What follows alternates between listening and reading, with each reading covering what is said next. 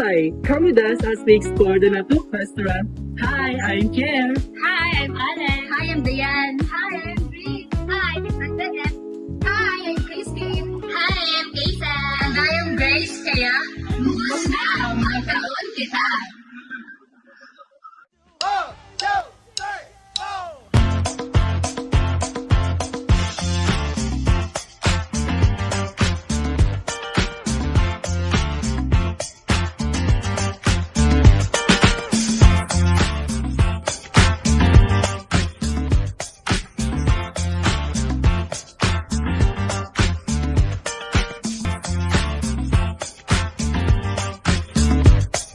Hi everyone! Have you ever tasted a dish so good it felt like a hug for your soul? A taste that tells a story? Well, that's exactly what we're about to explore. My name is Kaysal Borromeo. Together with my fellow third-year tourism students from Camarines Sur Polytechnic Colleges, we're taking you on a flavorful journey. But this isn't just about food. It's about the people and the culture behind it. Our case analysis, we're focusing on a topic that's very important for us future tourism professionals. Multicultural diversity and culinary tourism, Natuk Restaurant. And to make it real and delicious, we choose a gem of an establishment right here in our home province. We are talking about the Natuk. Located in Barangay Santa Cruz Sur, Iriga City. Natuk is more than just a place to eat. It's a love story for Bicolano food. It was founded in 2017 by Chef Arnold Lasay. The story goes that while he was working far away in Manila, he really missed the taste of home. Those special dishes cooked by his family, so he started making readily available versions of classics like Laing, Bicol Express, and Santol Sagata. What began as a way to preserve the taste of home eventually grew into the beloved cafe and restaurant it is today. Natuk is a specialized modern Bicolano restaurant and cafe in Camarines Sur, Iriga City and Naga City, known for creative farm-to-table Rinconada Bicol cuisine. Founded in 2017, it specialized in gata-based coconut milk dishes like laing, Bicol Express, and Santol, offering a casual dining experience with popular bottled products. Known for bottled delicacies such as vegan, laing, and santol, which are available as pasalubong. Generally, open daily from 9 a.m. to 10 p.m. The restaurant is highly recommended for its authentic yet contemporary take on Bicolano favorites. When it comes to ambience and vibe, of course, Natuk has sometimes to offer. Natuk has casual, modern, and minimalist seating, often described as a great spot for quick meal or relax. This is all about how the Natuk values the personal space and time of their customers. They train their staff not just to be professional but also to respect and understand their customers' preferences and personalities. Sir Arnold said their standard with engaging with them is friendly but professional. He said they are actually adopting the Japanese philosophy of dealing with customers, meaning after they welcome them, they just observe and respect the time of their customers because their customers didn't come for them but for themselves. But Sir Arnold is not saying frequently engaging with them is wrong. It's just Natuk has a different strategies of handling their guests. Some of identified multicultural situations or issues observed are related to language and food. Since Natuk has two branches, which is in Iriga and Naga, Sir Arnold said that some of the delicacies in Naga and Rinconada are the same, but the name of it are different. And sometimes older generations often misunderstood some of the food that they offer, causing customer unsatisfaction. For example, the mango sticky rice. Some of the customers says, ay ibus man lang pala ngaya, reflecting to their disappointment with their establishment.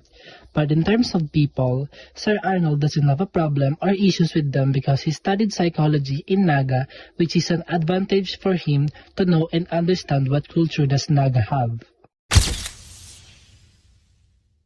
Natuk means gata in Rinconada Bicol dialect. No? So we started as a online seller ng bottled goods na may gata. So in 2022 we started the store. It's a platform for to highlight and tell the story of Rinconada Bicol food in particular. And of course, along with it, kasama na rin yung culture. So, we're not really, hindi na kami producers of Rinconada Bicol food products, but we're also a platform. Ibig sabihin, we're a stage where the rest of the community can also showcase their products. That's why may nakita kayo kanina, may DTI. That's so we are over, mga close to 50 partners na titinda, tatanin, saka nagbebenta rin ng mga products. Yun yung NATO. In terms of language and people, maganda yung tanong mo because in Naga, we hired people from Naga also, of course, in nearby. Hindi na sa Rinconada Bicol, so it's in Naga. May from Milaor, Naga, and as far as Tinambak, I was surprised because I thought since Bicol lang tayo, we almost share the same food, culture, and kasi isang oras lang layo. But I was surprised because meron ding malaking pagkakaiba. For example, na lang sa food, kinalas yung food nila, diba? Wala namang taga Rinconada din kayo? Yes. Pansit inulas kita, diba? Pansit inulas. They're kinalas. So that alone, it's different, diba? Different.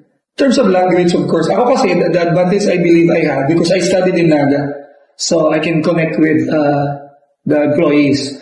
Maybe it's an advantage because since they know na I speak their dialect also, baka mas madali nila akong in-accept. And ganon. And again, it transcends across I mean, kahit naman dito, even if taga Rinconada Bicol, we all have different nila. Your question is about language and also Language and people. and people, yeah. I think it cuts across naman, meaning even if taga Iriga, taga Buri, or taga Naga Milaor, we all have our differences, diba?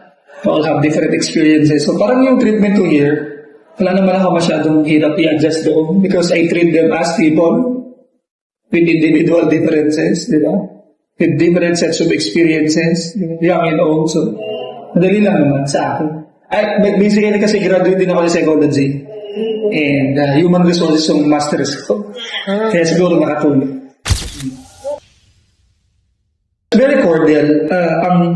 Ang standard kasi namin here in terms of engaging with customers is friendly but professional. So we actually adopted the Japanese philosophy of dealing with customers. When you say friendly, of course we're welcoming. But in terms of engaging with them, we keep it at a minimum. Hindi kami nakikipag-chismisan sa customers being with them. We let them be. And just observe yung mga staff dito after they greet you and give you the menu, they really don't engage that much. Some may see it as walang pakialam, but on the other hand, we look at it as respecting your space, respecting your time, di ba? You didn't come here for us. You didn't come here for yourself, di ba? Kumbaga sarili mo din alam mo dito, and hindi kami dapat bida, ikaw yung bida. We just play a role to fulfill that. So, tingnan mo sila, they really talk. But if you talk to them, they'll talk back, di ba? Like, they will help you. So, ganun yung practice. But when I see with other restaurants, they try some, especially cafes, they try to overly engage with clients na nakikipagpinto. Well, that's good. But we're not that kind. Yeah, kung ano yung minana namin sa mga ninuno, some people think we're innovating the products. Para sinasabi nila we're changing the product. We're not really changing the product. We're just making it relevant. But the core is there. Ibig sabihin kung laing pa rin yan, not really change it.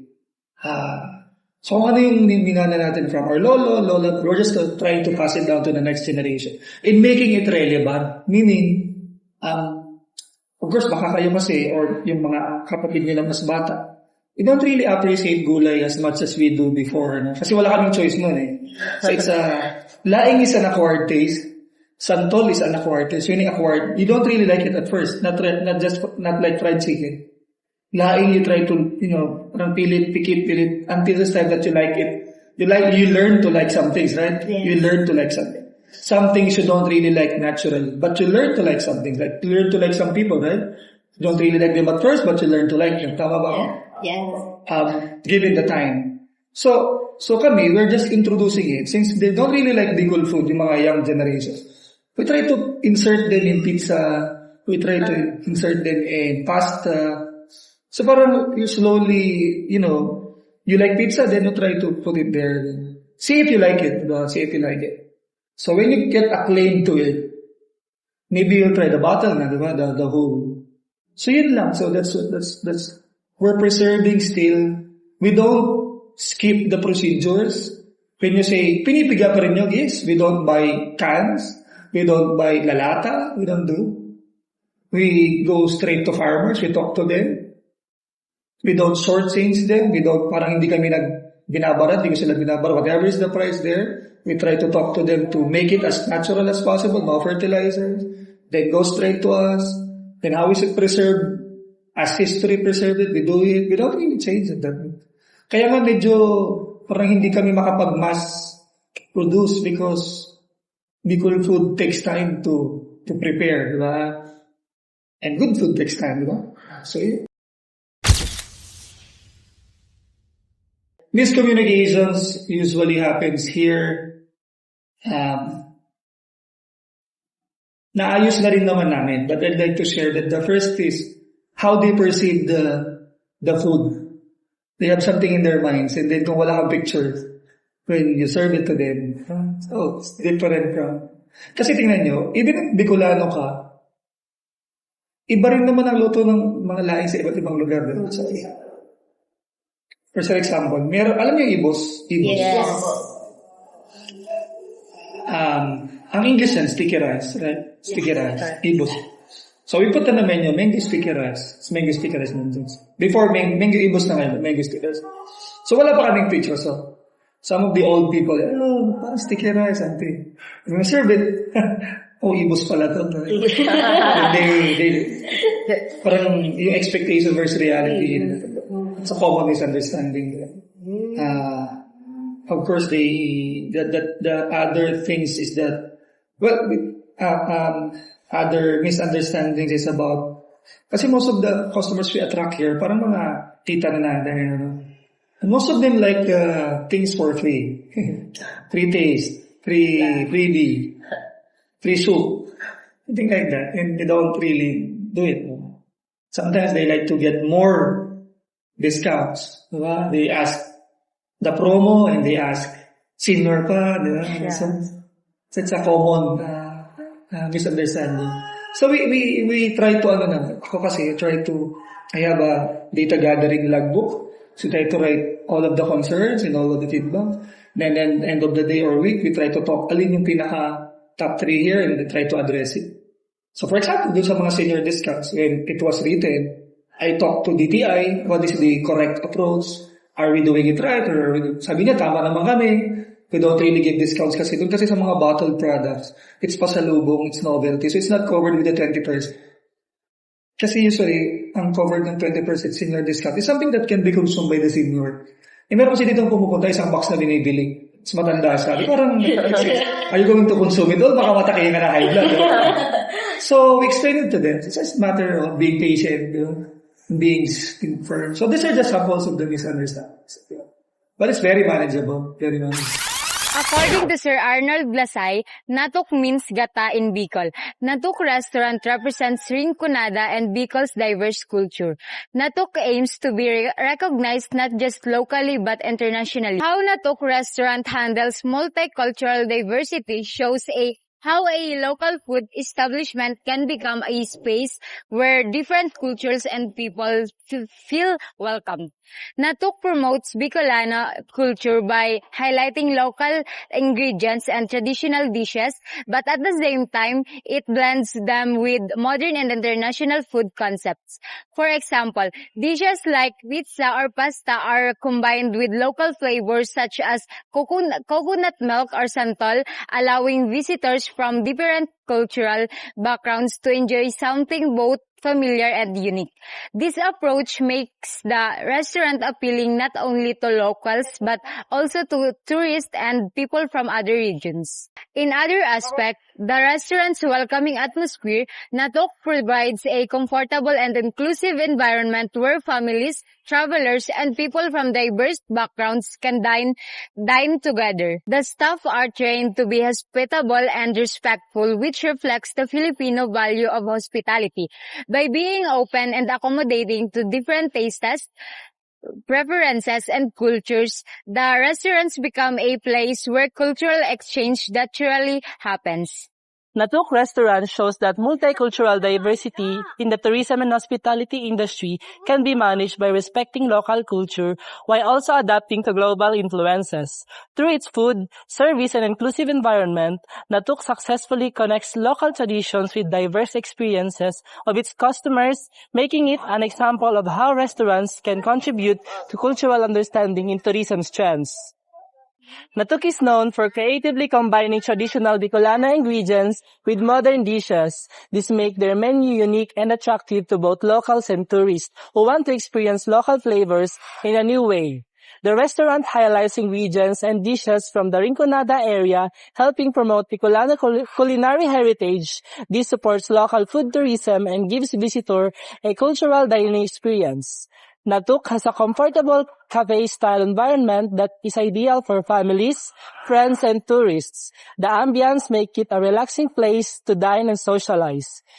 By using local ingredients and products, the restaurant helps support local farmers and suppliers. This contributes to sustainable local economic development. Natuk welcomes customers from different backgrounds, making it a place where people from diverse cultures and preferences can enjoy food together. Natuk can improve in strengthening online promotion, social media engagement, and digital marketing could attract more visitors, especially tourists who search for restaurants online.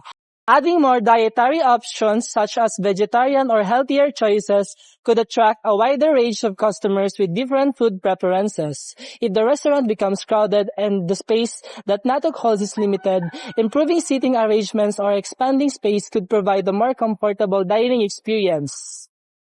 As a tourism student, we have realized and learned that in the context of multicultural diversity here in Natuk, when it comes to the people and its staff, Mr. Arnold have come as realized that maintaining the personal space between employees and guests is one of the aspects that they give as a respect towards them.